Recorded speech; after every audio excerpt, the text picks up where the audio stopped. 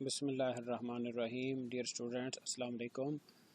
Object oriented programming with Java के course में आज हमारा तीसरा लेक्चर है और आज के लेक्चर में हम देखेंगे Java history and advantages of Java.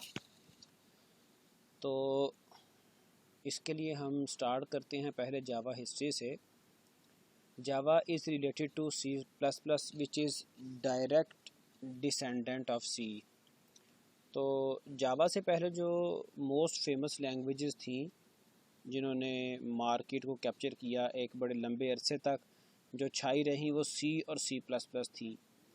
तो Java related to C plus plus है, जो कि direct descendant of C C के बाद ये सी प्लस प्लस आई थी। From C Java derives its syntax. तो जो जावा का सिंटैक्स है वो सी से डिराइव्ड है।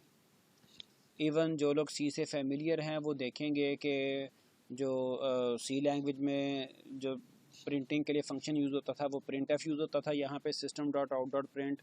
लेकिन ओवरऑल सिंटैक्स काफ़ी हद तक मिलता जुलता है सी लैंग्वेज के साथ। Many of Java's object oriented features were influenced by C plus plus. Many से मुराद ये है कि कुछ डिफरेंसेस भी हैं सी लैंग्वेज में। कुछ ऐसे इनहेरिटेंस के कुछ ऐसे इश्यूज थे, कॉन्सेप्ट से, जो कि जावा में उनको प्योरीफाई कर दिया गया। वो हम अगले लेक्चर्स में जब हमारा टॉपिक आएगा उसमें हम डिस्कस भी करेंगे। तो लेकिन most of the object oriented features जो हैं वो सी प्लस प्लस से इनहेरिटेड हैं या इन्फ्लुएंस्ड हैं।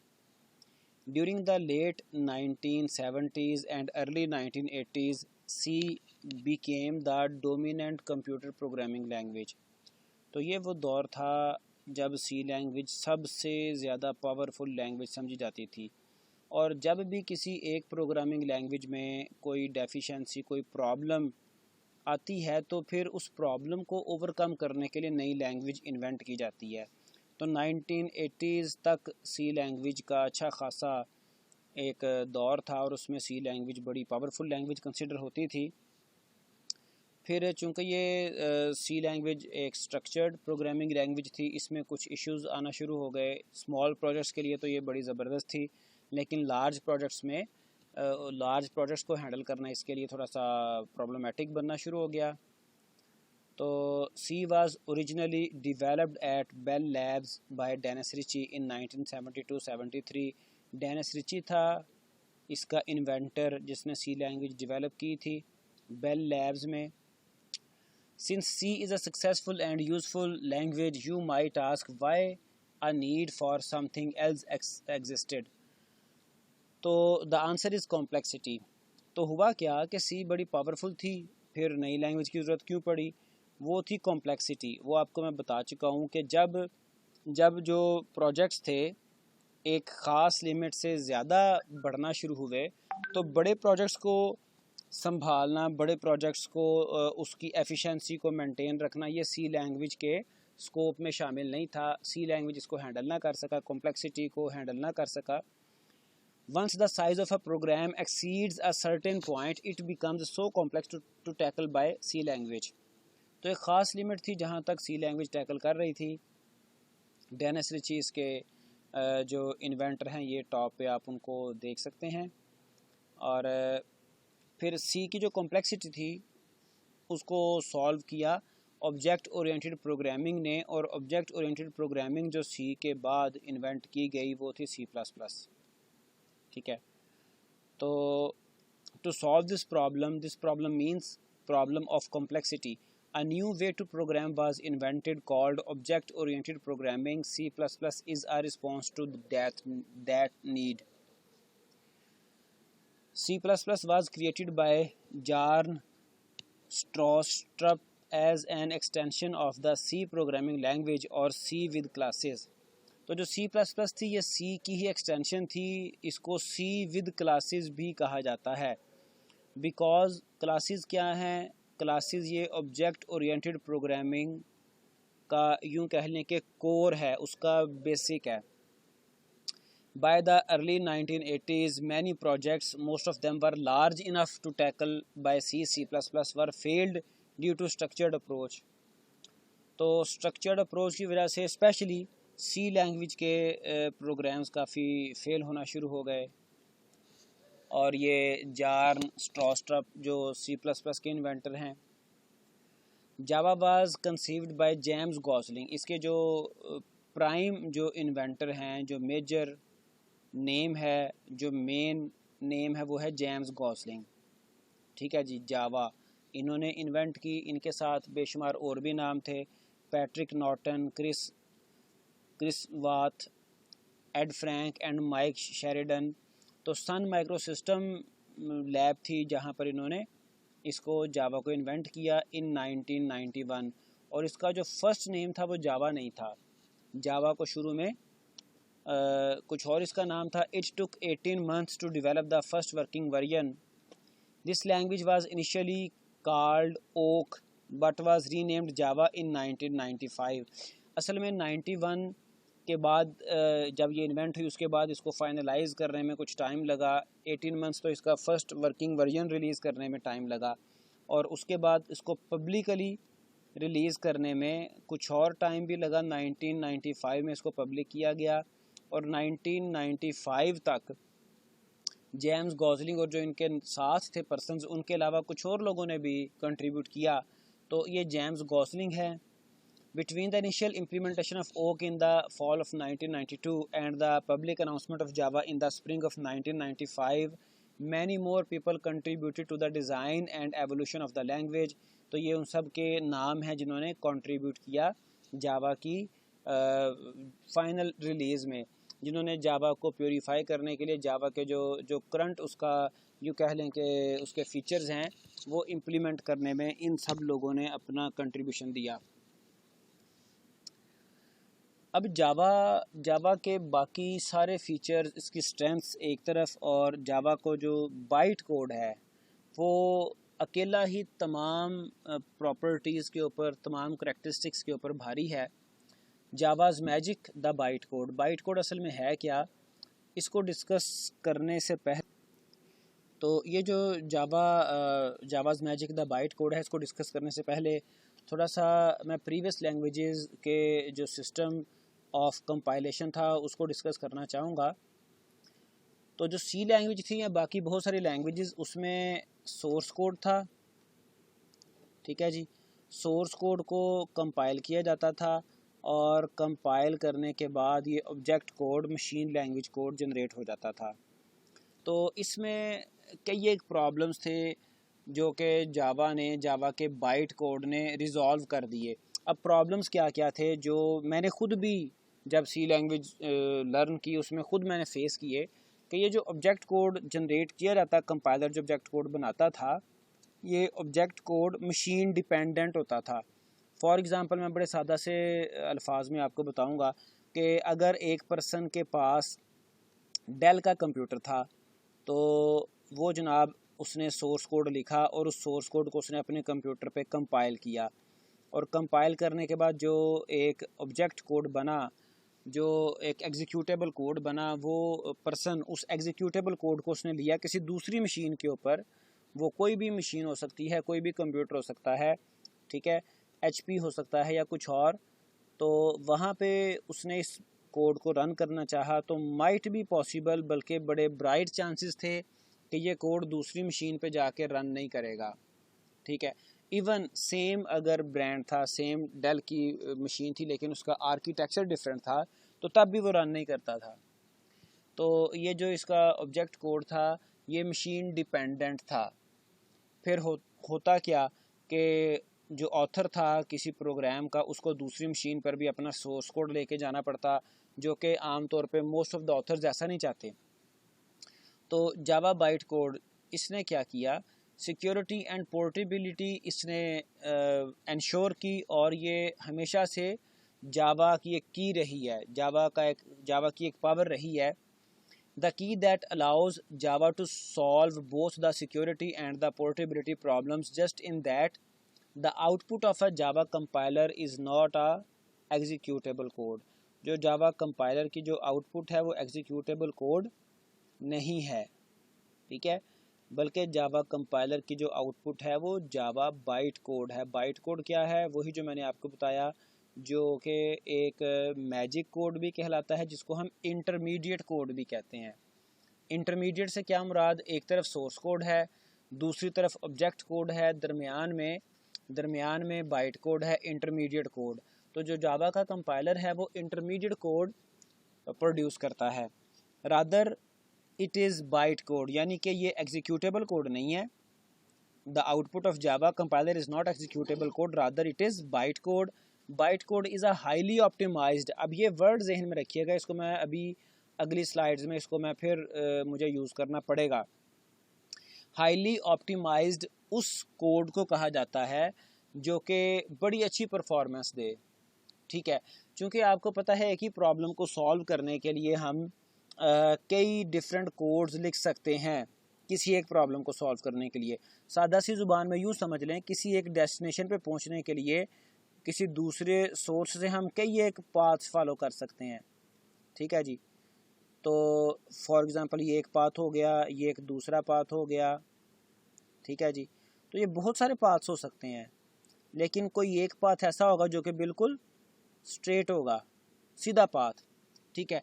तो हाईली ऑप्टिमाइज्ड कोड ऐसा कोड होगा, या highly optimised set of instructions ऐसी इंस्ट्रक्शंस होंगी जो कि ये सीधे सीधे रोड की तरह से होंगी, जिनमें कोई टाइम वेस्ट नहीं होता, जो कि बड़ी अच्छी परफॉर्मेंस देंगी, ठीक है। तो byte code is a highly optimised set of instructions design to be executed by the Java run time system. तो जावा रन टाइम सिस्टम जो था, which is called the Java virtual machine, JVM जो था, वो इस highly optimised code को executable code में convert करता था, ठीक है जी। और ये जो JVM है ये इंटरप्रेटर है जावा का, ठीक है। तो जावा का जो प्रोग्राम है वो पहले कंपाइल होता है, उसके बाद इंटरप्रेट भी होता है। अब ये क्या, इसके पीछे साइंस क्या है, ऐसा क्यों होता है, वो हम अगली स्लाइड में डेफिनेटली उसको क्लियर करते हैं। In a sense, the original JVM was designed as an interpreter for bytecode। तो जो JVM है वो इंटरप्रेटर है bytecode का। It is a bit of a surprise as many modern languages are designed to be compiled into executable code because of the performance concern। अच्छा, यहाँ पर भी हम बाइट कोड जो हमने कहा हाईली ऑप्टिमाइज्ड है, उसका यहाँ पर भी आंसर हमें मिल रहा है। तो कह रहा है, पहली बात तो ये कि ये बड़ा सरप्राइजिंग था कि मॉडर्न जो लैंग्वेजेस हैं वो तो कंपाइल कर रही हैं अपने प्रोग्राम्स को, ठीक है, ड्यू टू परफॉर्मेंस कंसर्न। चूँकि कंपाइलर, आपको पता है बेसिकली कंपाइलर क्या करता है, सारे प्रोग्राम को एट वंस वो ऑब्जेक्ट कोड में कन्वर्ट करता है, जबकि जो इंटरप्रेटर है वो लाइन बाय लाइन एग्जीक्यूशन करता है, कन्वर्जन करता है। तो वहाँ पर तो जो नॉर्मल इंटरप्रेटर हैं वहाँ पर तो केस ही होता है कि किसी लाइन में अगर एरर आ गया तो वहाँ पे प्रोग्राम हमारा स्टॉप कर जाएगा। लेकिन यहाँ पर थोड़ा सा केस डिफरेंट है।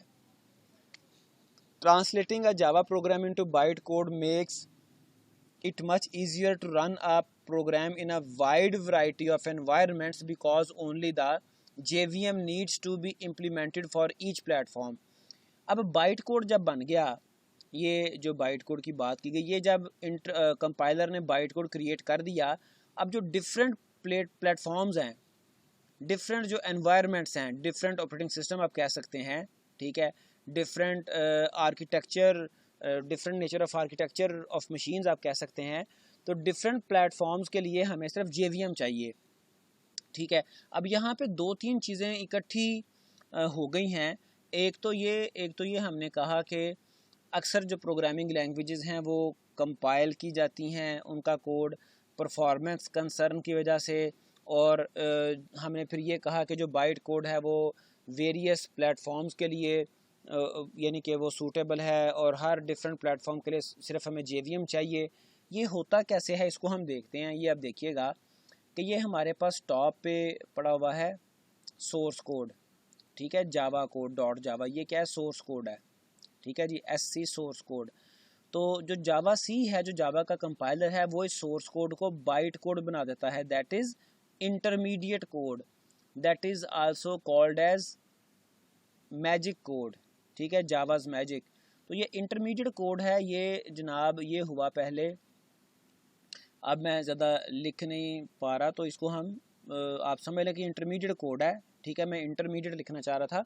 तो ये बाइट कोड इंटरमीडिएट कोड है, दरमियाना किसके दरमियान में, एक तो ये जो सोर्स कोड है वो, दूसरी तरफ ये इसका ऑब्जेक्ट कोड यानी कि एग्जीक्यूटेबल कोड।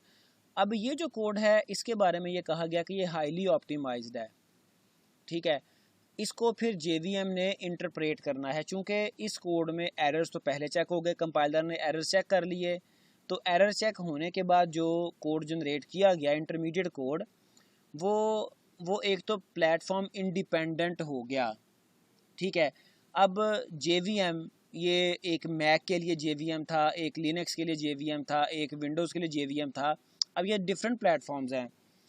अब JVM क्या करेगा, इस इंटरमीडिएट कोड को पकड़ेगा और जिस प्लेटफॉर्म के ऊपर JVM इंस्टॉल है वो उस प्लेटफॉर्म के अकॉर्डिंग ऑब्जेक्ट कोड जनरेट कर देगा, ठीक है। तो एक तरफ तो ये हाईली ऑप्टिमाइज्ड कोड था, इसको इंटरप्रेट होने में टाइम नहीं लगेगा बिकॉज एरर इसमें है नहीं। Most of the errors, most of the issues वो पहले ही कंपाइलर ने वो चेक कर लिए, ठीक है। अब इंटरमीडिएट कोड हाईली ऑप्टिमाइज्ड है और ये बड़ी तेज़ी के साथ ऑब्जेक्ट कोड में चेंज हो जाएगा। एक तो इससे इंटरप्रेटर होने के बावजूद ये फास्टली ये वर्क करेगा।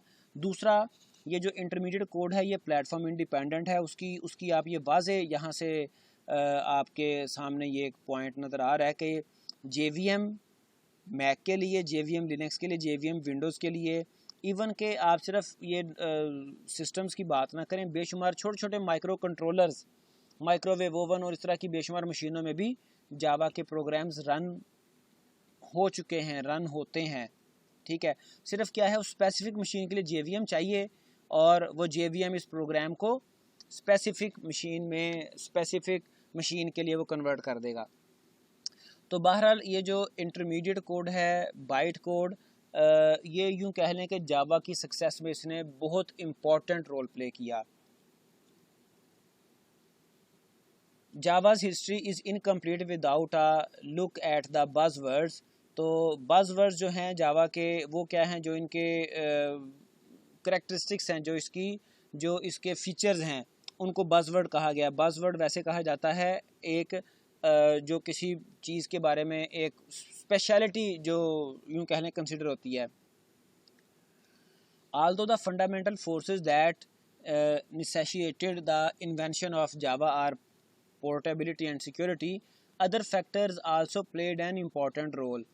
तो सिर्फ पोर्टेबिलिटी और सिक्योरिटी ही नहीं है, इसके अलावा और फैक्टर्स भी हैं। और लेकिन आपको ये बता दूं कि बाकी फैक्टर्स में भी कहीं ना कहीं हमें पोर्टेबिलिटी और सिक्योरिटी का रोल भी नज़र आता है, ख़ास तौर पे due to byte code. The key consideration were summed up in the following list of buzzwords. तो ये बज़वर्ड्स क्या क्या हैं, सिंपल, सिक्योर, पोर्टेबल। अब ये सिक्योर और पोर्टेबल तो हमने किसी हद तक इनको देख लिया, ठीक है, सिक्योर और portable due to byte code. Object oriented, robust, multi threaded, architecture neutral, interpreted, high performance, distributed और डायनामिक। तो इनको थोड़ा थोड़ा सा मैं पहले बता दूं कि जावा जो लैंग्वेज है, इसको लर्न करना बड़ा आसान है। ये बहुत कोई डिफ़िकल्ट या टिपिकल लैंग्वेज नहीं है, तो इसको लर्न करना आसान है। ख़ास तौर पे अगर कोई पहले से प्रोग्रामिंग लैंग्वेज और उनमें से ख़ास तौर पे सी लैंग्वेज पे अगर कोई काम करता रहा है तो उसके लिए जावा को लर्न करना बड़ा आसान है। ऑब्जेक्ट ओरिएंटेड है, ये तो हमने देखा, इसमें क्लासेस ऑब्जेक्ट्स का कॉन्सेप्ट पाया जाता है। प्योर ऑब्जेक्ट ओरिएंटेड है। रोबस्ट कहते हैं किसी भी ऐसी चीज़ को जो कि हर एनवायरनमेंट में, हर जगह पे, हर कंडीशन में वो स्टैंड टॉल हो, वो खड़ी रहे और वो रिलायबल हो। फिर मल्टी थ्रेडेड, ये एक स्पेसिफिक फ़ीचर है जिसमें एक प्रोग्राम मल्टीपल रिक्वेस्ट को रिस्पॉन्ड कर सकता है, ठीक है। या यूँ कह लें कि एक प्रोग्राम के मल्टीपल उसके सब प्रोग्राम्स बन जाते हैं जो कि CPU से सेपरेटली एग्जीक्यूटेबल होते हैं, ठीक है। तो वैसे हम जो एक प्रोसेस है, प्रोग्राम कोई भी जब अंडर प्रोसेस हो तो उसको हम अंडर एग्जीक्यूशन, उसको हम प्रोसेस कहते हैं। और एक प्रोसेस के अंदर बेशुमार थ्रेड्स हो सकते हैं, तो मल्टी थ्रेडेड है जावा। फिर आर्किटेक्चरल न्यूट्रल, ये हमने देख लिया कि due to byte code, due to JVM, जो जावा है ये आर्किटेक्चरल न्यूट्रल है। इंटरप्रेटेड है, जावा सी कंपाइलर है इसका और JVM जो है वो इंटरप्रेट करता है। इसकी परफॉर्मेंस हाई परफॉर्मेंस है, एक तरफ से ये इंटरप्रेटेड है लेकिन इसके बावजूद परफॉर्मेंस इसकी अच्छी है।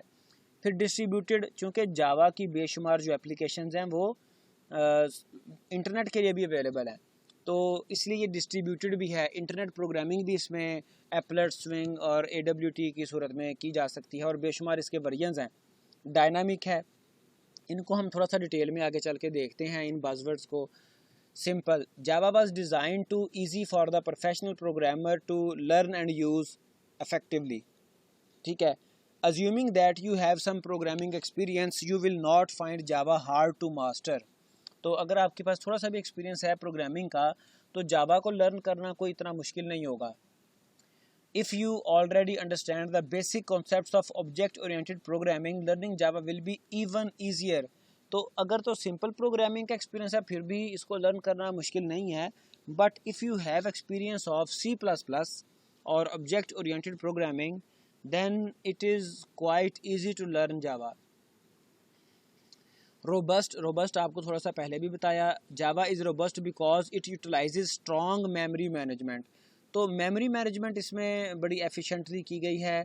आम प्रोग्रामिंग लैंग्वेजेस में अगर कोई वेरिएबल मेमोरी कंज्यूम करता है तो वो जनाब काफ़ी अरसे तक मेमोरी के ऊपर कब्जा जमाए रखता है, लेकिन यहाँ पर जावा में मेमोरी मैनेजमेंट को बड़े अच्छे तरीके से डील किया गया है। Java is an absence of pointers, there is an absence of pointer that could bypass security issues. फिर जावा में पॉइंटर नहीं है, सी लैंग्वेज में पॉइंटर थे जो कि लो लेवल पे मेमोरी को उसके एड्रेसेस वगैरह तक अप्रोच हो सकती थी, लेकिन यहाँ पर जावा में पॉइंटर्स को नहीं इंक्लूड किया गया। जावा is automatic garbage collection, there is automatic garbage collection in Java which runs on the Java virtual machine to eliminate objects which are not being accepted by a Java application anymore।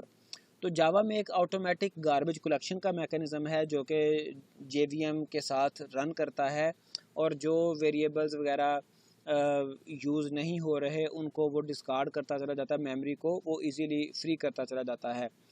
There are type checking mechanisms। Java एक strictly typed language है। सी language में भी ऐसा होता था कि अगर हमने कोई वेरिएबल डिक्लेयर किया और उसकी जो भी लिमिटेशन थी, अगर उस लिमिटेशन से ज़्यादा हम वैल्यू उसमें स्टोर करना चाहें तो हो जाती थी, वो ऑटोमेटिकली उसको अपग्रेड कर देता था।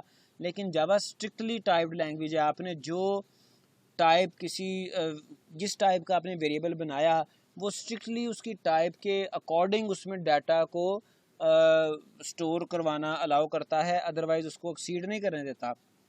ठीक है, there are type checking mechanism and exception handling. फिर एक्सेप्शन हैंडलिंग भी है जावा में। तो all this features make Java robust. ये तमाम फीचर्स जावा के प्रोग्राम को क्रैश नहीं होने देते, जावा के प्रोग्राम को ये सॉलिडली यानी कि जावा को सॉलिड रखते हैं, robust. Multi threaded, Java was designed to meet the real world requirements of creating interactive networked programs। interactive यूँ कह सकते हैं कि जिसमें यूज़र्स इंटरेक्शन कर सकते हैं, और नेटवर्क जो कि इंटरनेट के ऊपर प्रोग्राम्स चलते हैं। तो इसका पर्पस था जावा का इन प्रॉब्लम्स को डील करने के लिए, डिस्कस करने के लिए, सॉल्व करने के लिए जावा इन्वेंट की गई। To accomplish this Java supports multi threaded programming which allows you to write programs that do many things simultaneously।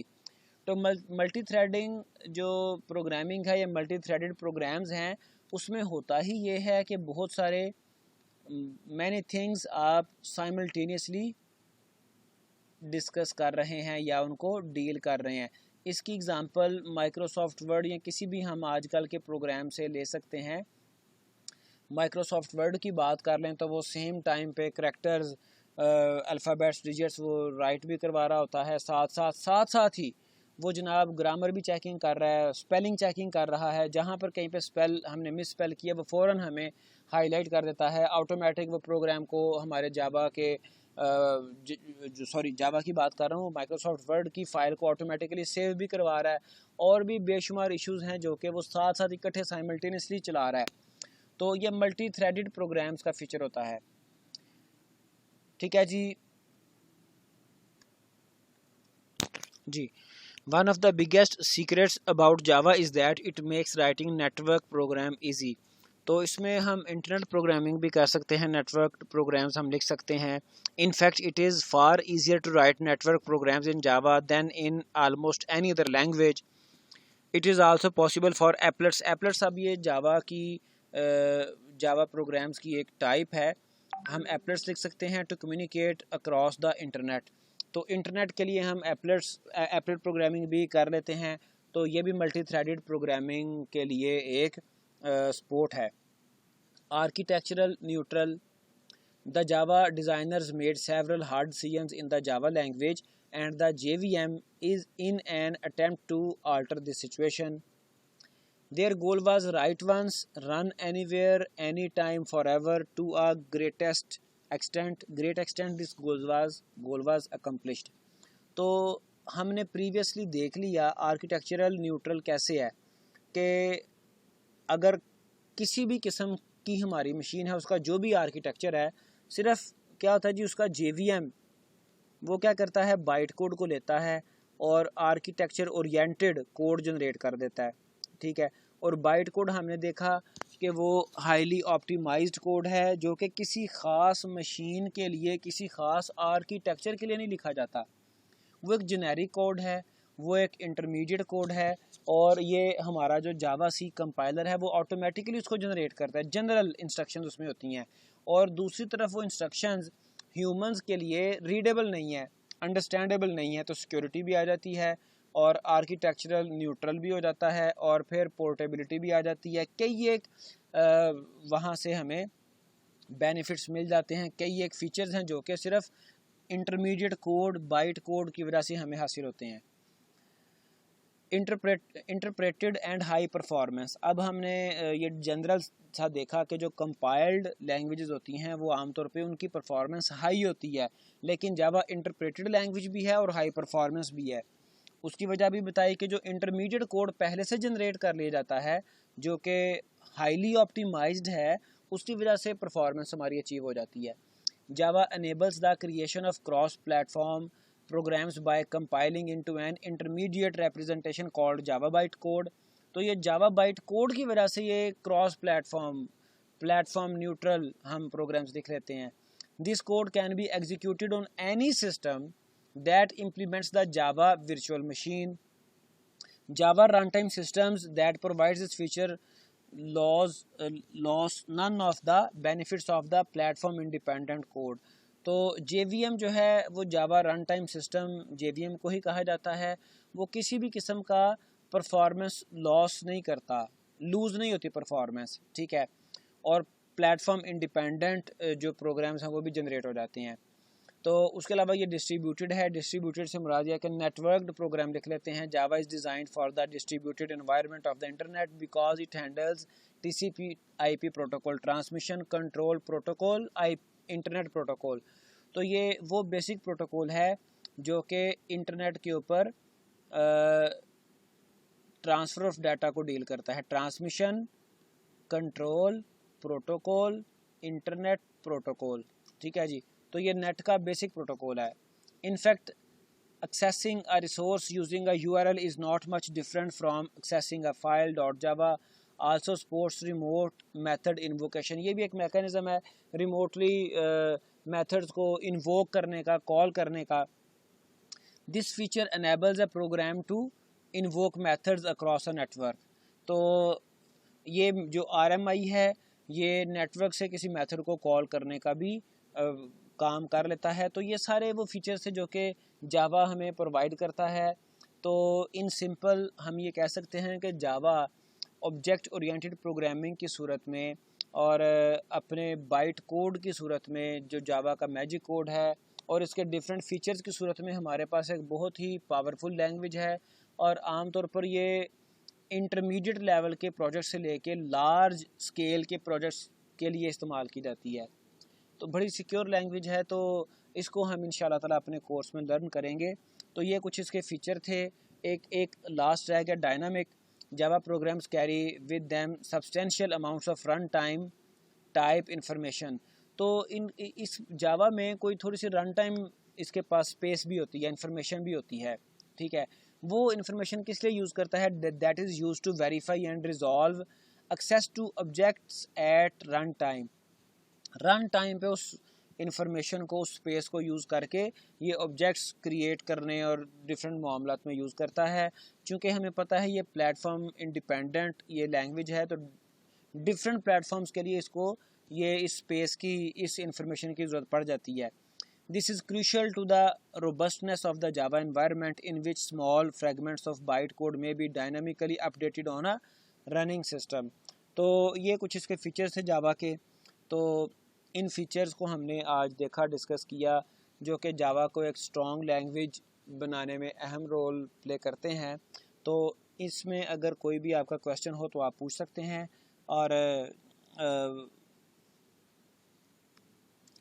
और ये है साथ कि आप ये मेरा यूट्यूब चैनल लाजमी सब्सक्राइब कर लें, और अगर ये आपको इन्फॉर्मेटिव चीज़ें मिलती हैं तो आप इनको दूसरों के साथ शेयर भी करें। तो आज के लिए इतना ही। Take your best care. अल्लाह हाफिज़।